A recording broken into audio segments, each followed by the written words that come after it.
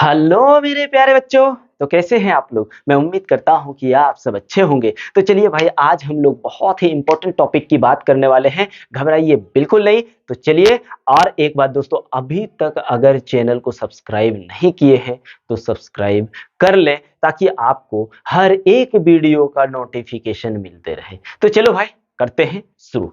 तो क्या आज क्या पढ़ने वाले हैं दोस्तों? आज हम लोग जो पढ़ने वाले हैं, आज हम लोग आयसो बार पढ़ने वाले हैं, जिसको हम लोग बोलते हैं समभारिक। समभारिक यानी आइसोटॉप। हाँ सर, आइसो बार क्या बताने वाले हैं भैया? आइसो बार बताने वाले हैं। अरे सर, आइसो बार बताएंगे? हाँ, आइसो बार ही समझने वाले हैं। तो आइए, आइसो बार का मतलब समझ लेते हैं। सम मीन्स बराबर होता है, और भार मीन्स तो आपको पता ही है। सम मीन्स बराबर और भार मीन्स क्या भैया? द्रव्यमान। जब किसी परमाणु की द्रव्यमान संख्या बराबर होगा, लेकिन परमाणु संख्या भिन्न भिन्न हो, तो उसको हम लोग क्या बोलते हैं दोस्तों? समभारिक बोलते हैं। थोड़ा सा डिफाइन कर लेते हैं फिर मजे से, क्योंकि बहुत इंपॉर्टेंट होता है किसी भी चीज का डिफिनेशन। तो लिखेंगे, किसी किसी तत्व के परमाणु का द्रव्यमान संख्या समान हो, लेकिन परमाणु संख्या भिन्न भिन्न हो, भिन्न भिन्न हो, उसे समभारिक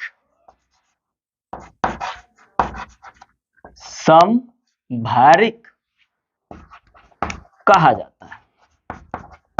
जैसे आप देख लो जी, जैसे अगर आप देखोगे कि समभारिक जो होता है, जैसे आप देख लीजिए दोस्तों, नाइट्रोजन का परमाणु संख्या कितना? 7। लेकिन नाइट्रोजन का एक समस्थानिक, और समस्थानिक को हमने इससे पहले वाला वीडियो में बताया हुआ है, जाकर के देख लीजिएगा, ठीक है, प्लेलिस्ट में। और प्लेलिस्ट यदि नहीं जा सकते हैं दोस्तों, तो इस वीडियो के डिस्क्रिप्शन में आपको लिंक मिल जाएगा। तो देखिए, नाइट्रोजन का समस्थानिक एक होता है नाइट्रोजन का समस्थानिक क्या होता है? जिसकी परमाणु, नाइट्रोजन की परमाणु संख्या तो 7 होता है, लेकिन यहां द्रव्यमान संख्या 15 होगा। और ऑक्सीजन आप देख लीजिए, ऑक्सीजन 8 और 15, क्योंकि ऑक्सीजन का भी हम लोग देखे हैं दोस्तों कि ऑक्सीजन का भी एक समस्थानिक होता है 8 और 15। तो यहां पे आप देख पा रहे हैं, ऊपर जो लिख रहे हैं ना, ये आप देखिए, इसको हम लोग बोलते हैं द्रव्यमान संख्या। क्या? द्रव्यमान संख्या। और द्रव्यमान संख्या को दोस्तों हम लोग ए से सूचित करते हैं। किससे? ए से सूचित करते हैं।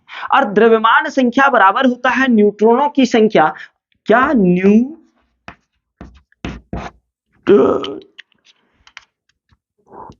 न्यूट्रॉनों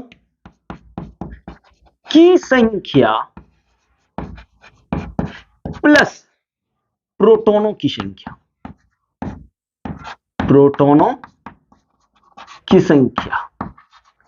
अब आप कहोगे कि सर ए, चलो इसको ए, और न्यूट्रॉनों की संख्या को n से लिखते हैं, प्लस प्रोटॉनों की संख्या को p बोल देते हैं। प्रोटॉनों की संख्या को p बोल देते हैं। तो ठीक है ना दोस्तों? तो न्यूट्रॉनों की संख्या प्लस प्रोटॉनों की संख्या बराबर क्या होता है? द्रव्यमान संख्या। और आप ये नीचे जो देख पा रहे होंगे, इसको बोलते हैं परमाणु संख्या।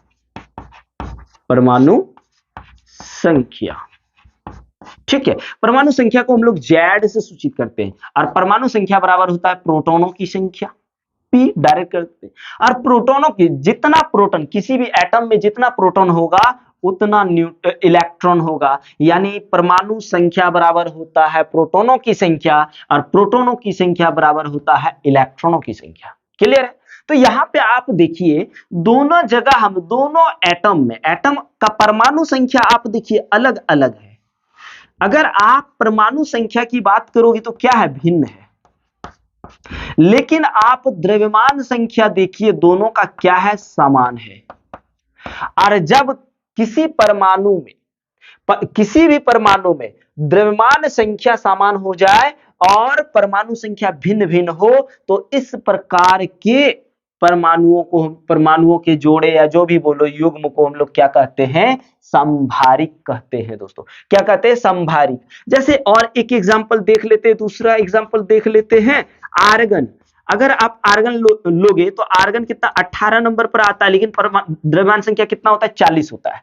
वैसे ही आप देख लीजिए कैल्शियम, कैल्शियम का परमाणु संख्या 20 होता है, कितना 20, पर द्रव्यमान संख्या 40 होता है। तो यहां पे आप देखिए दोनों में द्रव्यमान संख्या क्या है, समान है। क्या है, समान है। पर इलेक्ट्रॉनों की संख्या अगर आप देख पा रहे हैं दोस्तों, तो क्या है, ये भिन्न है।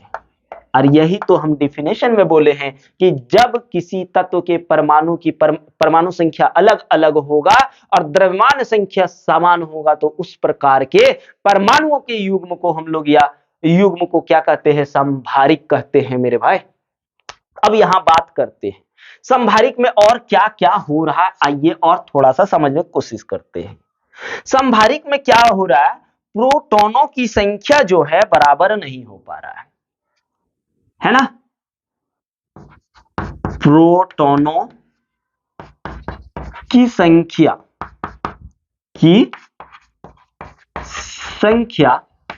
बराबर नहीं। अब जब प्रोटॉनों की संख्या बराबर नहीं है, तो इलेक्ट्रॉनों की संख्या भी बराबर नहीं होगी। अब न्यूट्रॉनों की संख्या देख लेते हैं, इसमें न्यूट्रॉन की संख्या कितना है। अगर आप न्यूट्रॉनों की संख्या निकालने जाओगे तो आप क्या करिए, इस ए के तरफ पी को ले आइए, यानी एन बराबर क्या हो जाएगा, ए माइनस पी। यानी न्यूट्रॉनों की संख्या निकालने के लिए फॉर्मूला क्या बन जाएगा, एन बराबर ए माइनस पी। तो यहां पे 40 माइनस 18 हो जाएगा, 40 माइनस 18 कितना इसमें आया, 12। ठीक है, अगर आप इसमें देखो 40 माइनस 18 तो कितना 22 आ जाएगा ना, गड़बड़ा जा रहे हैं यार। और अगर इसमें हम देखें तो इसमें क्या हो रहा है, 40 में से 20 घट जाएगा तो कितना बच रहा, 20।